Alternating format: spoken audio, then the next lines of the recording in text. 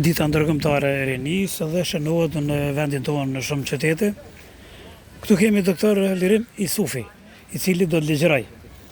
Doktor Lirim Isufin e kemi lirimin e përshëndesim, ka ardhur këtu pikërisht, është në sheshin e bukur të Podijevës, pranë shtatorës të madhit Ibrahim Rugova, doktor Ibrahim Rugova. Me të vërtet po shohim edhe të reja që kanë ardhur për interesimin e tyre, po besoj do të jetë i madh, pasi në vazhdim e sipër po shohim se po qëndrojnë tu, po vinë e tutje do të shohim pra në vazhdim pra. Doktor, mirëdita, përshëndetje. Përshëndetje. Mirë se ke ardhur. Mirë se ju kom gjetë, faleminderit për ftesën, jam shumë i lumtur që jam në Podujevë. Është shumë bukur. Do të kisha thënë disa fjalë, një përmbledhje do ta bëni sigurisht për atë që do të ligjëroni. Janë për rinin, problematiket, stresi, ndërgjegjësimi, po mendoj është edhe shumë çështje të tjera të cilat lidhen me rinin.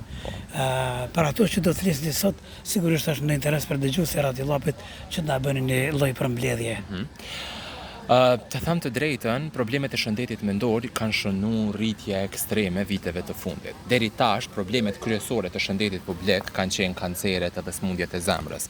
Predispozitohet që deri në vitin 2033, problemet e shëndetit mendor me qenë shkaktari kryesor i sëmundshmërisë dhe potencialisht edhe i vdekjes, që nuk kupton që janë të urrit në mënyrë ekstreme. Ka shumë faktorë që mundën me ndiku në rritjen e problemeve të shëndetit mendor. Tu fillu domethënë nga jeta shumë dinamike, njerëzit nuk kanë shumë kohë për njëri tjetrin, rrjetet sociale dhe krahasimi i vazhdueshëm, përdorimi i jashtëzakonshëm i substancave psikoaktive, psikotrope, ndryshimet e shpeshta, tranzicionet kulturore, teknologjizimi i shpejt, domethënë pa aftësia e njerëzve me nejt me njëri tjetrin, kanë ndikuar të gjitha që me përkecu në përgjithësi shëndetin mendor. Po doktor, disi po më duket na ka gjetur të pa përgatitur kjo kohë e teknologjisë, kjo dinamike e jetës, sepse ndryshe ka qenë përpara. Mirë është kjo teknologjia, por e shfrytëzohet negativisht për disa gjëra që nuk janë të mira. Mirë, po për gjëra pozitive është shumë e mirë që të shkojmë përpara. Doktor, nuk e di sa jam për shembull konkludues në këtë mendimin tim. Jo, je shumë i saktë. Teknologjia është shumë e mirë për me shku përpara, po teknologjia nuk mundet asnjëherë me zëvendësu kontaktin human, njerëzor. E tash na jemi tu e zëvendësu, sepse njerëzit para preferojnë që në vend se me dalë për kafe me dikën, domethënë me shkru edhe me fol. Ajo normal, ta hek mallin, po nuk ta hek njëjtë sikur kur del edhe kur fol edhe kur ki kontakt, edhe sikur tash që jemi në një ambient të hapur.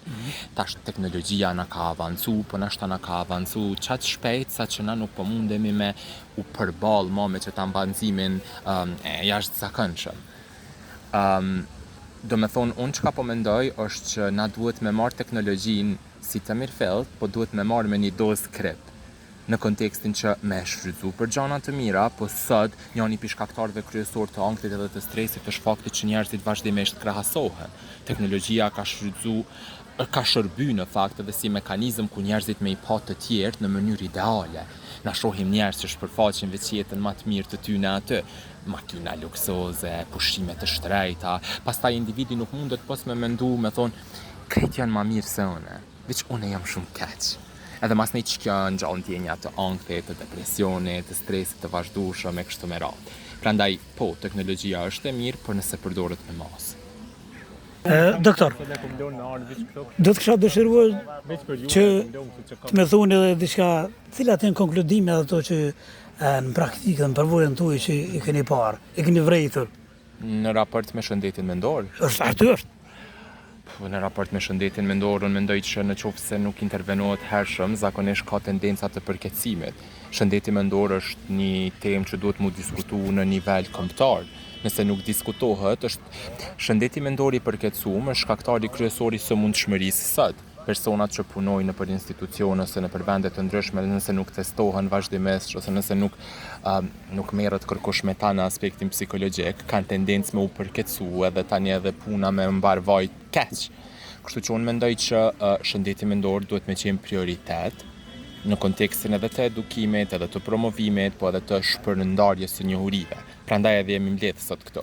Unë mendoj që nëse nuk intervenohet, mas 5-6 vjetëve na kemi me qenë në një krizë të jashtëzakonshme. Konsumimi i substancave narkotike është në nivel ekstravagant, nuk ka qenë kur kështu. Niveli i vetlëndimit, i vetvrasjeve, niveli i, domethënë i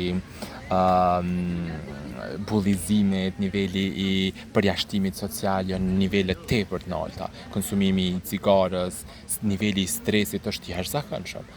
Nëse njerëzit nuk edukohen qysh me i menaxhu çeto, atëherë Shohim shumë të ri dhe të reja që janë të izoluar, po kemi njerëz të smurë të cilët nuk paraqiten te mjeku, psikologu, apo të njeri, psikiatrit, i cili do qoftë i cili merret me çështje të këtyre smundjeve mentale. Po nuk paraqiten njerëzit sepse në një nuk ka edukim të mjaftueshëm të popullatës, edhe në ndë zakonisht të mjeku nuk paraqiten shumë rrallë, paraqiten njerëzit që për një mend ka nevojë. Zakonisht paraqiten viktimat e tyre.